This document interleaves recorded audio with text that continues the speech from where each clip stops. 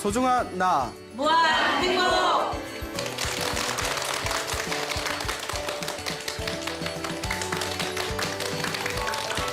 예, 만나서 반갑습니다. 반갑습니다. 예, 광우 스님이라고 합니다.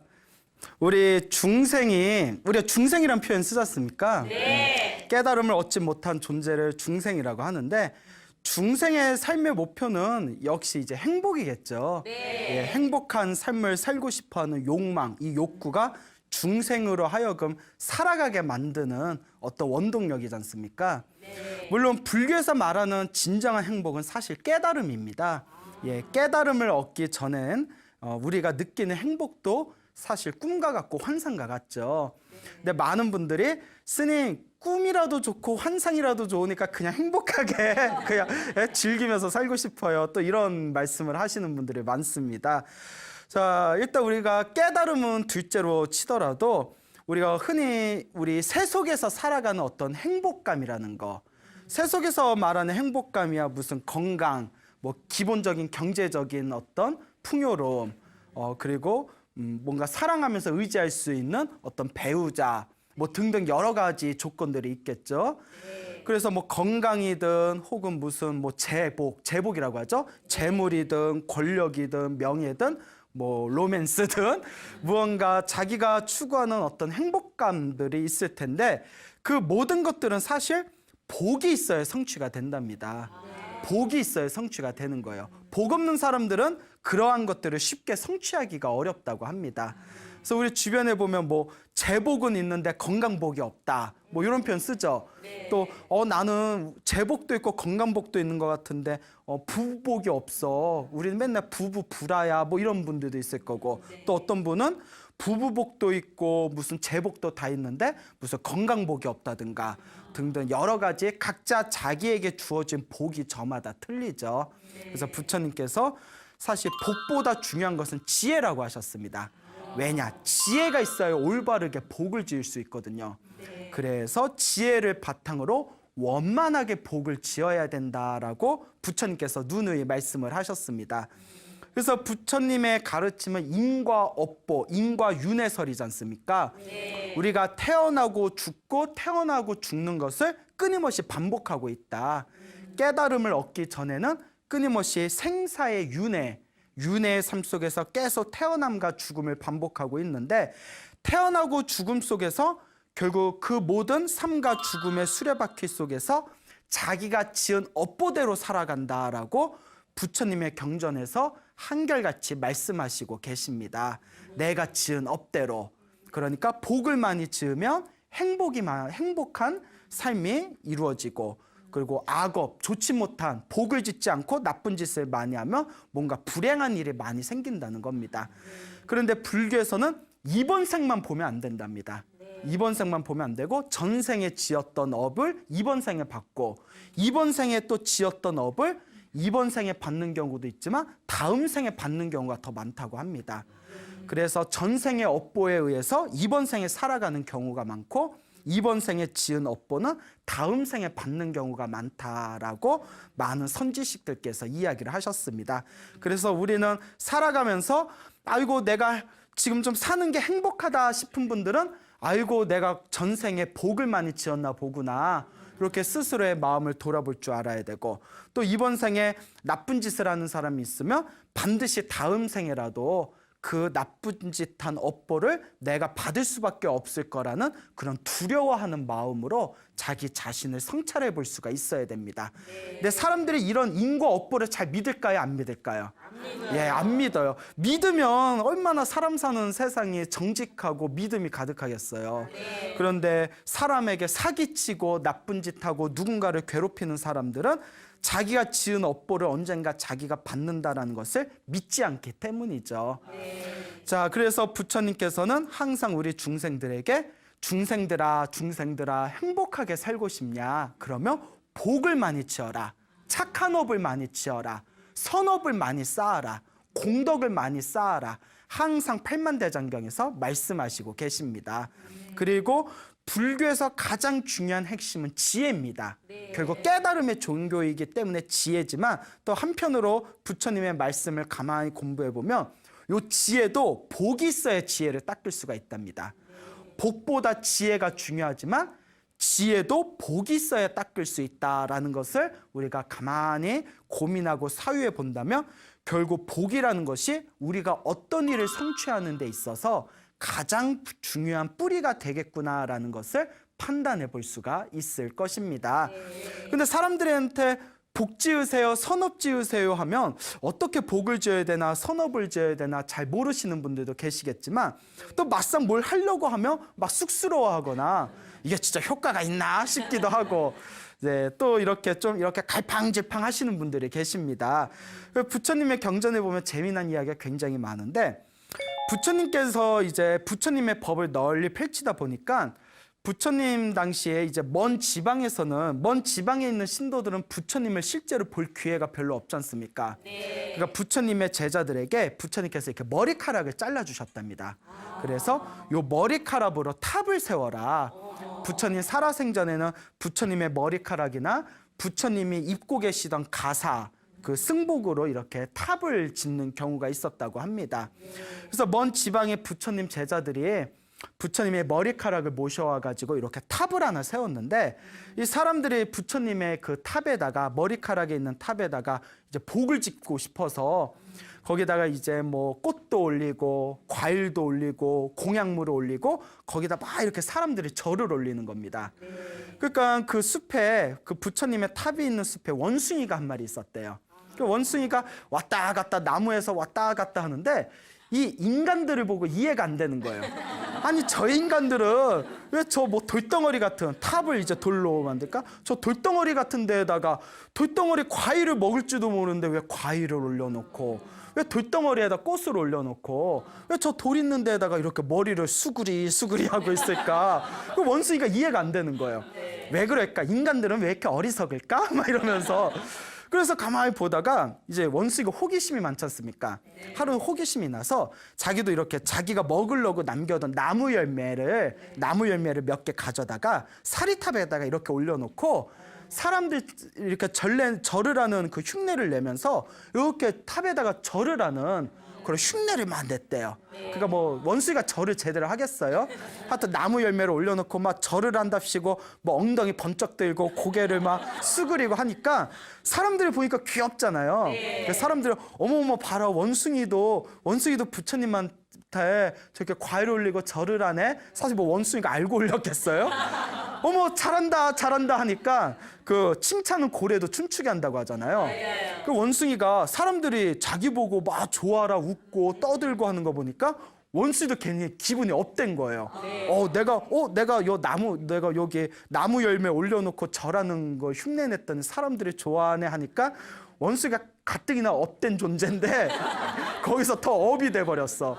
그래서 막 좋다고 사람들이 막 자기 보고 막 좋아라니까 자기도 좋다고 나무를 막 뛰어다니다가 너무 흥분한 나머지 여러분 원숭이도 나무에서 떨어진다는 말 들어보셨죠? 너무 흥분을 해가지고 나무에서 떨어져서 죽어버렸어요. 예, 너무 어떡해 불쌍하죠. 예, 그 똑 하고 이제 나무에서 떨어져서 죽었는데 사람이 너무 흥분하면 안 돼요. 그러니까 원숭이가 죽고 나서 정신을 차려보니까 하늘세계 천신으로 태어난 거예요. 하늘세계 신으로 태어난 거예요. 그 원숭이가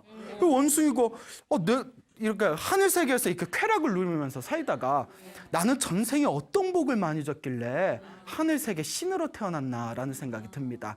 그래서 하늘 세계 신들은 천안통이 있답니다. 천안통이 있어서 자기 전생에 무엇이었는지를 볼 수가 있대요. 하늘 세계의 어떤 신들이 가지고 있는 눈의 힘이죠. 내 전생에 뭐였나, 무슨 복을 많이 줬나 하고 전생을 봤더니 복은 개뿔 그냥 원숭이였는데, 그냥 못생긴 원숭이였는데 뭐 나무에서 뛰놀다가 똑 하고 떨어져서 죽은 거예요. 아니, 내가 전생에 원숭이였다는 것도 충격이지만 내가 특별히 복을 지은 것도 없는데 내가 어떻게 하늘세계 신으로 태어났을까 하고 가만히 자기의 전생에 들어봤더니, 그때 부처님의 머리카락을 모셔놓은 사리탑에다가 나무 열매를 올려놓고 절을 하는 흉내를 낸 공덕으로 하늘세계 천신으로 태어난 거예요. 와, 가성비, 예? 가성비를 따져봐도 야, 굉장한 거죠. 예? 아니, 그것 좀 올려놓고 절 흉내 좀 냈다고. 그러니까 내가 부처님의 은혜가 아니었으면, 내 부처님의 은혜가 아니었으면 내가 어찌 이 하늘세계에 태어날 수 있었겠는가. 그 부처님께 내가 인사를 드려야 되겠다 하고 인간 세상을 다 하늘의 눈으로 본 뒤에 부처님이 계신 사원에 그 밤늦게 싹 내려옵니다. 근데 하늘세계 신들은 하늘에서 내려와도 인간들을 잘 볼 수가 없답니다. 몸이 너무나 투명했고 밝아가지고 볼 수가 없고, 그러니까 하늘세계 신들이 지상에 내려오면 몸에서 빛이 난대요. 환한 빛이 나기 때문에 밤에 부처님이 앉아 계시는 부처님 처소에 하늘세계 신이 전생의 원숭이였던 하늘세계 신이 딱 내려와서 부처님께 인사를 올리고 부처님께 이제 설법을 듣게 됩니다. 그 하늘세계 신이 내려오니까 부처님 방안이 환하게 밝았을 거 아니에요. 그 제자들이 오늘따라 부처님 방이 왜 이렇게 환하지? LED로 바꾸셨나? 예? 그때는 LED가 없었겠죠? 등을 바꾸셨나? 그 다음에 이제 부처님의 제자들, 불제자들이 부처님이 이제 낮에 설법을 할 때 질문을 던집니다. 거룩하신 세존이시여, 어젯밤에 부처님 처소에 환한 불이 환하게 밝아오던데 이게 어떤 인연입니까? 하니까 부처님께서 자초지종을 설명해 주십니다. 나의 제자들아, 과거 전생에 원숭이가 한 마리 있었는데 부처님의 머리카락을 담아놓은 사리탑에다가 나무 열매를 올려놓고 사람들의 절을 하는 걸 흉내냈던 그 공덕의 힘으로 하늘세계 천신으로 태어났다. 그래서 그 은혜 때문에 너무나 고마운 나머지 나에게 인사하기 위해서, 부처님에게 인사하기 위해 여기에 내려오면서 그렇게 환한 그런 불빛이 뿜어져 나온 것이다. 이런 이야기를 하니까 불제자들이 부처님 믿을 수가 없습니다. 원숭이가 고작 장난으로 나무 열매 하나 올려놓고 그 사람들이 절하는 거 저 몇 번 흉내낸 걸로 어떻게 하늘세계 천신으로 태어날 수 있단 말입니까? 그렇잖아요. 네. 제가 읽어봐도 어머 좀 오버다. 예? 아무리 신도들한테 포기하는 것도 좋지만 너무 오버다 이렇게 생각하고, 저도 그런 생각을 했는데 밑에 부처님이 그 이야기를 듣고 다음과 같이 말씀하십니다. 불제자들아, 저렇게 어리석은 축생도, 저 원숭이같이 어리석은 축생도 장난으로 나무 열매를 올려놓고 절을 하는 흉내를 하면서 복 짓는 흉내만 지어도 저렇게 공덕이 쌓여 하늘세계 천신으로 태어났는데, 하물며 원숭이보다도 더 지혜로운 인간이 바른 마음으로 정성스럽게 복을 짓는다며 그 공덕이 얼마나 뛰어나겠는가. 그러니 마땅히 이번 세상에 사람으로 태어나기 어려우니 이번 세상에 사람으로 태어나 불법을 만났으니 이번 세상에 정성스러운 마음을 가지고 복을 짓는다면 반드시 크나큰 공덕을 성취하게 될 것이다 라는 이야기가 경전에 나오고 있습니다. 그래서 나온 유명한 말이 복 짓는 흉내만 내도 무엇이 쌓인다? 복이 쌓인다. 공덕이 쌓인다라는 거예요. 흉내만 내도. 네. 야, 근데 여러분, 흉내만 내도 복이 쌓인데 흉내조차 안 내는 사람이 있어요. 우리가 흉내조차, 그 복 짓는 흉내조차 내지 못하는 사람을 업보가 두껍다고 하는 거예요. 얼마나 업보가 두꺼우면 그러니까 복 짓는 흉내조차 내질 못할까. 근데 여러분들 원숭이보다 잘났어요, 못 났어요? 잘났어요. 근데 왜 이렇게 목소리에 힘이 없어요? 원숭이보다 잘났는데 별로 약간 자신이 없는 것 같아요. 원숭이보다 훨씬 우리가 지혜롭고 잘났잖아요. 하물며 원숭이보다 잘난 우리가 어찌 복을 짓는데 게을리할 수 있겠는가라고 부처님께서 말씀하시고 계십니다. 이와 같은 비슷한 이야기가 있습니다. 그 부처님 제자 중에 한 분께서, 어느 스님께서 깊은 숲에 들어가서 혼자 이제 나무에 열린 열매를 따먹으면서 이렇게 참선을 하시면서 마음 닦는 수행을 하셨답니다. 그래서 이렇게 가부좌를 타고 이렇게 참선 자세로 마음 닦는 수행을 하셨는데, 그 근처에 원숭이가 있었대요. 근데 이제 스님께서 마을에서 탁발을 갔다 오거나 무슨 나무 열매 같은 걸 따고 이렇게 음식을 드실 때 그 원숭이가 앞에서 왔다 갔다 하면 스님께서 가끔씩 음식을 이렇게 던져줬대요. 그래서 짐승들은 뭐니 해도 먹을 거 주는 사람 좋아하지 않습니까? 그래서 그 스님을 굉장히 잘 따랐다고 합니다. 스님을 굉장히 잘 따랐는데, 근데 스님이 어떨 때는 먹을 것도 주고 잘 놀아주는데, 어떨 때는 아무리 막 흔들고 나뭇가지를 찔러도 그 움직이지 않고 자기하고 안 놀아주는 거예요. 그래서 스님이 왜 나랑 안 놀아주나 하고 보면 항상 이렇게 다리를 꼬고 이렇게 앉아 있는 겁니다. 그러니까 원숭이가 말을 못하니까 자기도 답답하잖아요. 이제 속으로는 저게 뭐지? 저게 목미? 막 이러면서. 그런데 이제 말을 못하니까 그냥 나랑 놀아주지 왜 맨날 저렇게 웅크리고 저렇게 다리 아프게 저러고 있을까 하다가, 원숭이가 이제 그 스님을 친하게 지내고 따라하다 보니까 그 스님이 참선하는 자세를 흉내를 내게 됩니다. 그 원숭이가. 근데 원숭이는 굉장히 산만하잖아요. 그러니까 1분을 못 버티는 거예요. 그러니까 스님이 이렇게 참선하고 있으면 자기도 보고 이렇게 참선 자세 하는데 1분을 못 버티는 거예요. 하다가 에잉 이래버리고 또 흉내내다가 에잉 이래버리고. 원숭이가 굉장히 산만하지 않습니까?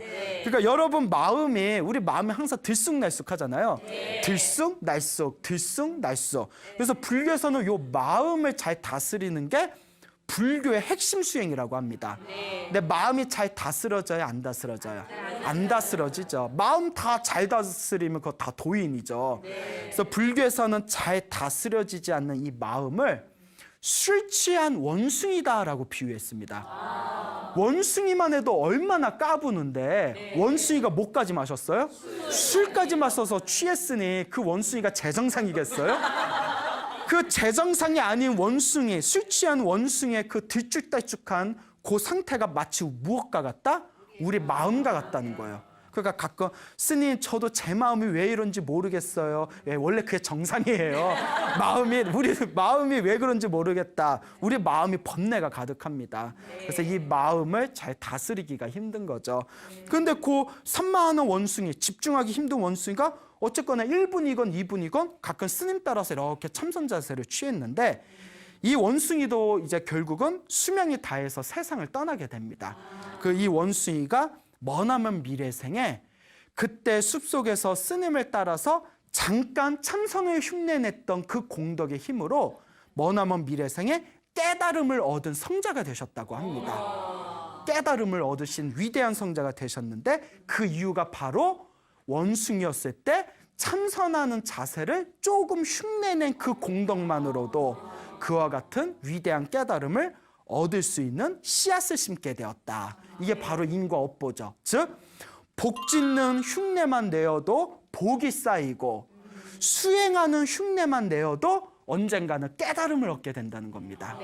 하물며 원숭이보다 지혜로운 우리 인간이 하루에 5분이든 10분이든 혹은 넉넉하게 30분이든 1시간이든 자기의 마음을 비우고 수행을 하고 마음을 닦는 수행을 한다면 분명히 그 불자는 머나먼 미래생의 위대한 성자가 되지 않겠느냐라고 부처님의 가르침에 입각해서 제가 자신 있게 이야기하는 바입니다. 자, 이와 같이 복짓는 흉내만 내어도 공덕이 쌓인다라는 이 부처님의 말씀을 우리 많은 불자분들께서 마음속에 좀 각인을 하셨으면 하는 바람입니다. 또 우리 불교에서는 수행을 열심히 하는 수행자에게 음식이나 어떤 공양을 올리면 큰 복을 받는다고 합니다. 그래서 축생 있죠. 그 지나가는 배고파하는 축생 하나에게 먹이를 하나를 던져줘도 그게 공덕이 된답니다. 그게 복이 된대요. 땅바닥을 지나다니는 축생에게 먹이 하나를 던져줘도 복이 되는데 하물며 계율이 청정하고 수행을 열심히 하시는 분에게 공양을 올린다면 그 공덕이, 그 복이 얼마나 더 크겠는가라는 가르침이 우리 불교에서 전해지고 있는 거죠. 그래서 옛날에 인도에서는 그래서 복 짓고 싶어하는 사람들이 항상 자기들이 다음 생에 더 큰 복을 얻고 싶어서 다음 생에 천상계에 태어나거나 인간으로 태어나도 부귀영화를 누리고 싶어서 열심히 수행하는 수행자에게 복을 짓기 위해서 공양을 올리는 그런 문화가 오랫동안 발달이 되어 있습니다. 자, 그래서 그 당시에 부처님 제자 중에 위대한 깨달음을 얻으신 도인 스님이 계셨대요. 이 도인 스님이 계셨는데 그때 그 나라에 어느 굉장히 가난한 농부가 살고 있었다고 합니다. 이 가난한 농부가 자기 앞마당 앞들에 아주 그냥 풍성한 그 포도가 이렇게 몇 송이가 열렸대요. 그 포도가 이렇게 몇 송이가 열렸는데 그 포도를 보면서 아, 내가 지금 이번 생에 이렇게 가난하고 힘들게 사는 것은 전생에 복을 안 지어서 그렇다. 그러니 요 맛있어 보이는, 제일 맛있어 보이는 이 포도를 내가 그 깨달음을 얻으신 도인 스님에게 내가 공양을 올려야 되겠다. 이렇게 마음을 품고 있었는데 아무리 공양을 올리고 싶어도 자기 차례가 안 오는 거예요. 왜 안 왔냐? 부자들이 서로 복을 짓겠다고 스님을 서로 모셔가는 바람에 그 가난한 사람은 이제 힘이 부족해서 자기는 이제 감히 모실 수가 없는 거예요. 그래서 그 지방의 그 나라의 굉장히 큰 부자가 그 도인 스님을 모셔다가 한 달 동안 자기가 한 달 동안 공양을 독점해서 올리게 됩니다. 독점 공양이죠. 그 우리 상도에 어긋나죠? 예, 혼자서만 그렇게. 그래서 한 달 동안 공양을 독점으로 공양을 올린 뒤에 한 달이 지나고 나서야 가까스로 이제 도인 스님께서 이제 마을을 지나가게 되었을 때 그 도인 스님을 가난한 농부가 도인 스님을 딱 마주하게 됩니다. 아, 이제 도인 스님을 뵙게 되겠구나. 그래서 스님한테 딱 가서 스님 혹시 시간이 되신다면 저희 집에 잠깐 가주실 수 없겠습니까? 이러는 거예요. 그 스님이 뭐 도인 스님이 뭐 남는 게 시간이니까 네, 저 오늘 시간 풀이에요. 이러면서 그래서 이제 신도가 집에 모시겠습니다 해서 이제 도인 스님이 싹 이렇게 따라가셨어요. 그래서 비록 가난한 집이지만 그 가장 그래도 양명한 자리에다가 스님을 다 모신 뒤에 기다리던 가장 풍성하고 푸짐해 보이는 이제 포도를 따가지고 깨끗하게 닦아서 그 도인 스님에게 이렇게 올립니다. 스님, 제가 이번 생에 이렇게 가난하게 사는 거는 전생에 복을 안 지어서 그런가 봅니다. 제가 가진 건 없지만 보잘것없더라도 요 포도를 받아주시옵소서 하고 포도를 다 공양 올려요.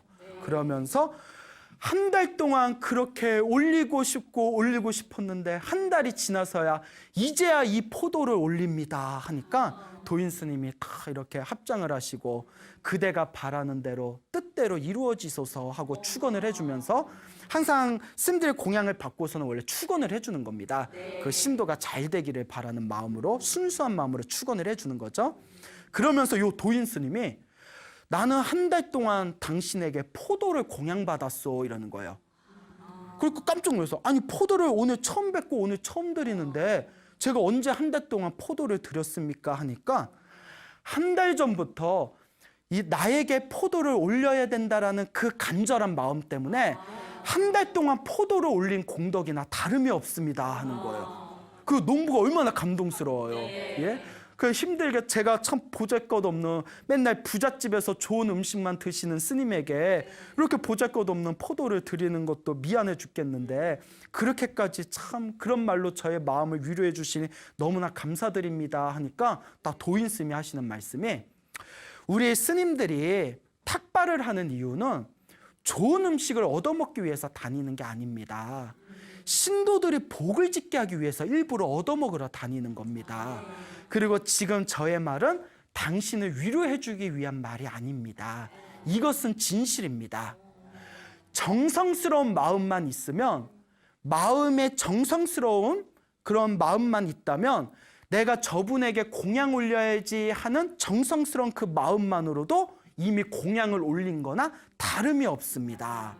마음이 중요한 것입니다 라고 도인 스님이 그렇게 법을 설합니다.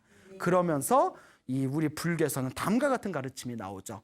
그냥 내가 아무것도 드릴 게 없어도 그냥 정성스러운 마음으로 내가 복을 짓기 위해서 공양을 올려야지, 복을 지어야 되는데 라는 정성스러운 마음만 있어도 이미 복을 지은 거나 다름이 없고 공양을 올린 거나 다름이 없는데, 하물며 정성스러운 마음으로 자그만 거라도 그것을 실제로 공양 올릴 수 있다면 그 공덕은 얼마나 더 뛰어나지 않을 수 있겠는가라는 부처님의 가르침이 나오고 있는 것입니다.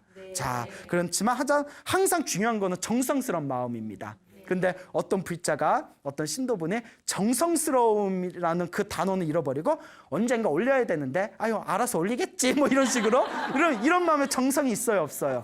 없죠. 그런 깍쟁이 같은 마음에는 그 공덕이 서리는 게 아니라 당장 올리지 못한다 하더라도 정말 간절하게 내가 올려야 되는데, 내가 정성스럽게 내가 올려야 되는데 라는 마음에 간절하고 사무친다면 이미 올린 거나 다름없다라는 부처님의 말씀이 전해지고 있습니다. 그래서 부처님의 법이라는 것은 중생들을 이익되게 하는 가르침입니다. 무언가 탐욕을 일으키고 욕망을 채우기 위한 종교가 아니라 우리 이 사바세계에 있는 모든 중생들을 깨달음의 길로 인도하는 것이 바로 불교이고, 또한 중생들로 하여금 행복한 길을 창조할 수 있는 복을 짓게 하는 길이 바로 불법의 길이다라는 것을 우리가 명심할 필요가 있습니다. 여러분 얼마나 좋습니까? 정말 내가 뭐 아무것도 가진 게 없을 때 마음만이라도 내가 공양을 올리겠다라는 정성스러운 마음만 일으켜도 공양을 올린 거나 다름이 없다고 하니 세상에 이런 종교가 어디에 있겠습니까? 그래서 저는 항상 이번 생에 불법을 만났다는 것에 대해서 항상 감사함과 은혜를 느끼는 것 같습니다. 세상 어느 종교를 봐도 우리 불법같이 쿨한 종교가 없다. 예? 아니 못 내면 어때? 마음만이라도 있으면 이미 다 이루어진 거나 다름이 없다는데, 예, 그래서 부처님의 가르침이 너무 좋다라는 느낌이 듭니다. 하지만 부연 설명을 하자면 마음도 중요하지만 예, 자그마한 거라도 또 공양을 올릴 수 있으면 그것도 중요하다라는 것을 또 명심하시기 바랍니다. 부처님께서 제자들을 모아놓고 이제 불법을 설하고 계셨어요. 이렇게 법을 설하고 있을 때 그때 어느 스님이 계셨는데, 우리가 남자 스님을 비구라고 부르고요, 여자 스님을 비군이라고 부릅니다. 근데 이 비구이신 남자 스님께서 수많은 불제자들과 이렇게 법을 듣고 있는데 갑자기 머리에 요 귀에 꽃이 하나 이렇게 생긴 거예요. 야, 여러분 귀에다 꽃 꽂아보고 밖에 돌아다녀 본 적 있어요? 없어요? 그 비 오는 날 귀에다 꽃 꽂고 이렇게 돌아다니면 SNS 스타도 될 수 있을 것 같아요. 근데 비구 스님들은 몸에다 꽃장식을 못하게 되어 있습니다. 비구 스님들은, 그 비구니 스님들 마찬가지지만 스님들은 몸에 꽃장식을 할 수 없고 몸에서 향기가 나는 향수를 바를 수가 없습니다. 그러니까 스님들은 사실 얼굴에 화장을 하면 안 돼요. 예.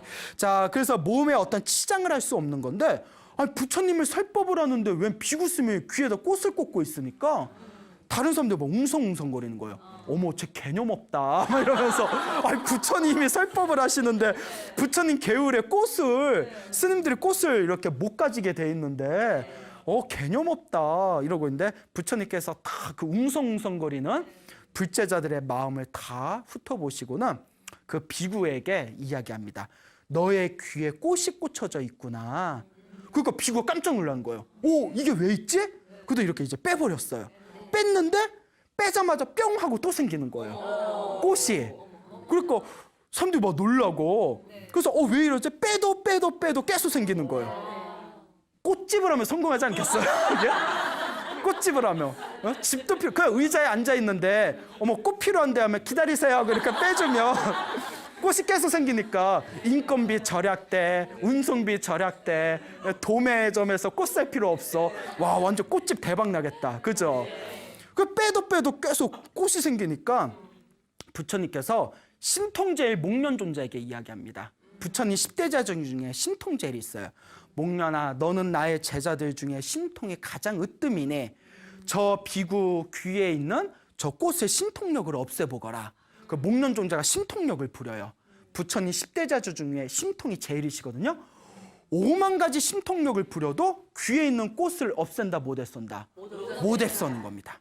그러니까 거기 있던 모든 제자들이 이거는 결코 평범한 일이 아니구나. 부처님께서 무언가 우리들에게 메시지를 주기 위해서 이와 같은 변화가 생긴 것 같다. 그래서 제자들이 부처님 저 비구의 귀에 꽃이 자꾸 생기는 것은 무언가 머나먼 과거 전생의 인연이 있는 것 같습니다. 부디 저희에게 그 인연법을 설하시와 저희들의 마음이 밝아지게 해주십시오 하고 법을 청하게 됩니다. 그때 부처님께서 다음과 같이 말씀하십니다. 머나먼 과거 전생에, 지금이 석가모니 부처님이 출연한 시대잖아요. 석가모니 부처님 전에 가섭 부처님이 있었고 가섭 부처님 이전에 또 수많은 부처님들이 계셨는데 머나먼 과거 전생에 유의불이라는 부처님이 계셨어요. 유의불. 이 유의불 부처님 시대 때 어느 술 취한 남자가 있었답니다. 술 취한 남자가 이제 그 벚꽃 구경하러 이제 소풍을 가요. 소풍에서 친구들하고 막 이렇게 술 마시다가 술에 얼큰에 취해가지고 이제 자기 마누라한테 갖다 주려고, 우리 마누라한테 꽃 선물 갖다 줘야지 하고 이렇게 꽃을 이렇게 주머니에다 이렇게 챙겨가지고 비틀비틀 지나가는데 저 동산에 사람들이 우글우글 모여 있는 겁니다. 그래서 사람들이 왜 이렇게 모여 있지 하고 보니까 거기에 유의 부처님께서, 이름이 이제 유의라는 이름의 부처님이세요. 유의불께서 중생들에 다 법을 설하고 계시는 거예요. 복을 지어라, 선업을 지어라, 공덕을 쌓아라, 법을 설하고 이 생사윤회에서 벗어나는 깨달음의 길을 추구해라, 지혜를 깨달아라, 이렇게 법을 설하니까 이 술 취한 사람이 술이 취한 상태에서도 야, 부처님 설법이 너무 좋구나라는 생각이 들면서 그냥 가기 뭐해가지고 주머니에 자기가 있는 꽃을 부처님한테 이렇게 올리고 갔답니다. 부처님한테 비틀비틀 술 냄새 팍팍 풍기면서, 그것도 민폐예요. 술 냄새 팍팍 풍기면서. 아니 저도 가끔 이렇게 전철 타고 지하철 타면 가끔 볼 일이 있고 어디서 이렇게 강의 같은 거 잠깐 뭐 듣거나 그러면 저녁에 좀 늦을 때 지하철 탈 때가 있거든요. 그러면 어떤 할아버지가 이렇게 취하셔가지고 계속 저를 쳐다보세요. 계속 쳐다보세요. 그렇게 비틀비틀 오세요. 그래서 나는 속으로 오지마 오지마 이러는데 비틀비틀. 또 저는 얼굴에 인상이 좋아서 사람들이 말을 좀 많이 걸어요.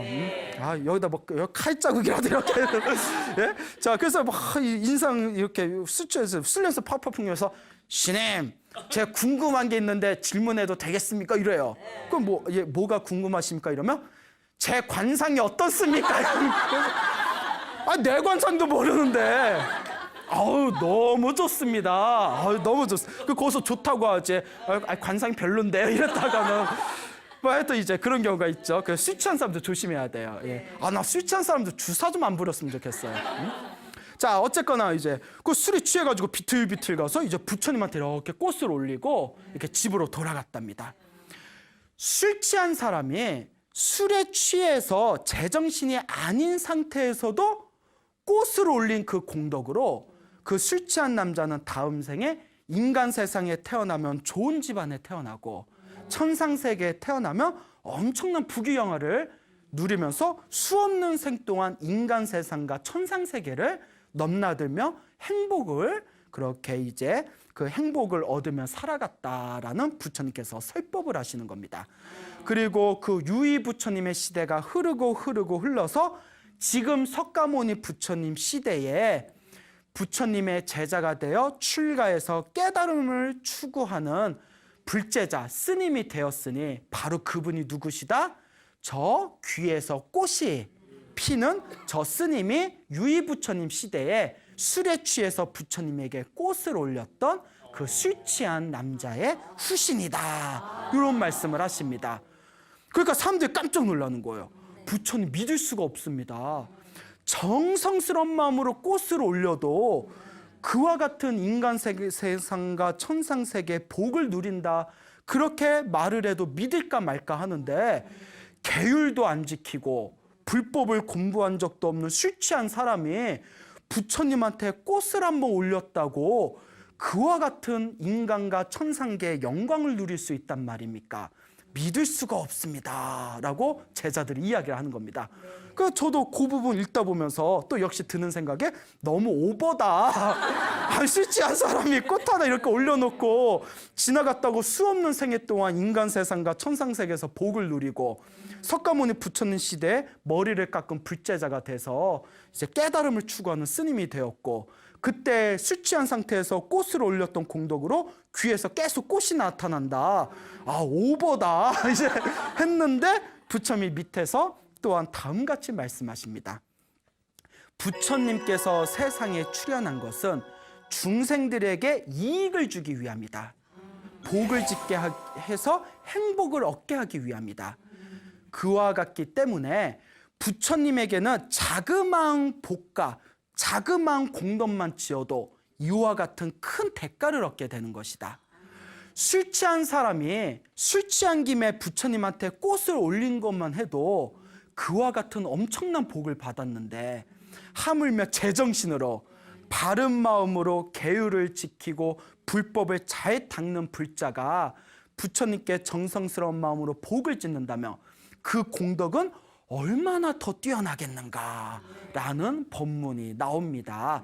여러분 믿습니까? 예, 이와 같이 부처님이 세상에 출현한 것은 중생들에게 이익을 주기 위함이고, 우리 중생들은 부처님에게 작은 복만 지어도 엄청나게 큰 대가를 받을 수가 있다고 합니다. 그래서 불교야말로 가성비 따져봤을 때 최고의 로또의 종교가 아닌가라는 그런 생각을 한번 해보게 됩니다. 여러분, 이와 같이 부처님의 복덕과 지혜와 자비의 힘은 참으로 헤아릴 수가 없구나라고 또한 여기서 여러분들에게 제가 부처님의 경전에 입각해서 누누이 말씀을 드리는 바입니다.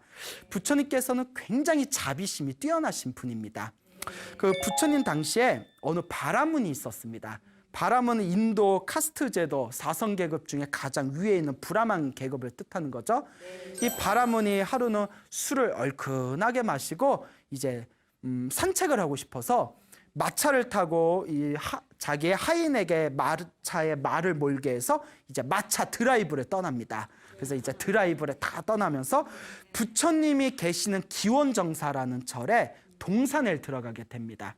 기원정사 이제 동산에 싹 들어가게 됐을 때, 그때 부처님께서 가만히 그 기원정사에서 깊은 참선 상태에 들어가십니다. 깊은 참선 상태에 들어가시는데, 부처님께서는 깊은 삼매 상태에 들어가시며 몸에서 환한 광명이 뿜어져 나오신답니다.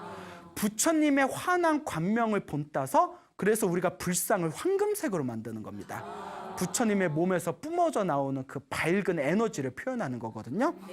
근데 그 마차 드라이브를 이제 떠나서 그 바라문이 부처님이 계시는 기원정사의 동산을 이렇게 스쳐 들어가는데, 그 기원정사에 있는 부근에서 환한 광명이 뿜어져 나오니까 바라문이 이렇게 보다가, 야, 저 빛이 뭐냐? 저 빛이 혹시 햇빛이냐라고 물어봅니다. 햇빛이냐 하고 물어보니까 하인이 아닌 것 같습니다. 햇빛이라면 뜨거워야 되는데 저 빛은 뜨겁지도 않고 차갑지도 않고 너무나 조화롭고 너무나 편안합니다. 햇빛은 아닌 것 같습니다. 그러니까 그럼 햇빛이 아니면 무슨 불빛이냐? 아닙니다. 불빛은 깜빡깜빡하고 이리저리 불완전하게 움직이는데 저 광명, 저 빛은 너무나 고요하고 차분하고 편안합니다. 불빛도 아닌 것 같습니다. 그 마차를 타고 가면서 저 빛이 무엇인가 하는데 갑자기 말을 몰고 있는 하인이 무엇인지 알겠습니다. 여기가 부처님이 계신 기원정사지 않습니까? 부처님의 몸에서 뿜어져 나오는 광명인 것 같습니다. 이러는 거예요. 아우, 하인이 난 사람이야. 그거 딱 알아보네. 그러니까 바라문이 짜증을 팍 내면서 나는 부처님 싫어! 이러는 거예요. 나는 부처님 싫어! 하면서 마차를 돌려라! 이러는 거예요. 난 부처님 보기 싫다. 마차를 돌려라. 마차를 돌리려고 찰나에 부처님께서 이제 신통력으로 그 광경을 다 꿰뚫어 보십니다. 그러면서 부처님께서 내가 마땅히 저 중생을 제도해야 되겠구나. 그래서 이제 사방이 있지 않습니까? 사방에 부처님이 신통력으로 삼면을 막아버립니다. 삼면을 막아버리고 오로지 부처님이 있는 통로만 길을 뚫어 놓습니다. 그 하인이 마차를 틀어야 되는데 틀지 못하고 삼면이 다 막혀서 부처님이 있는 쪽만 길이 열려 있습니다. 어쩔 수 없이 이 길로 가야 됩니다. 그 바라문이 나 싫은데 하면서 마차가 가는데 저기 이제 부처님이 보이기 시작하는 거예요.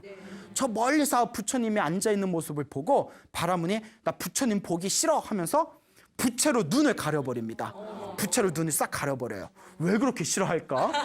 그러니까 이제 부처님이 그 마음을 꿰뚫어 보고 심통력을 불어서 부채를 구멍을 내버립니다. 구멍을 내버려요. 이걸 네 글자로 뭐라고 하죠? 기물파손이라고 하죠.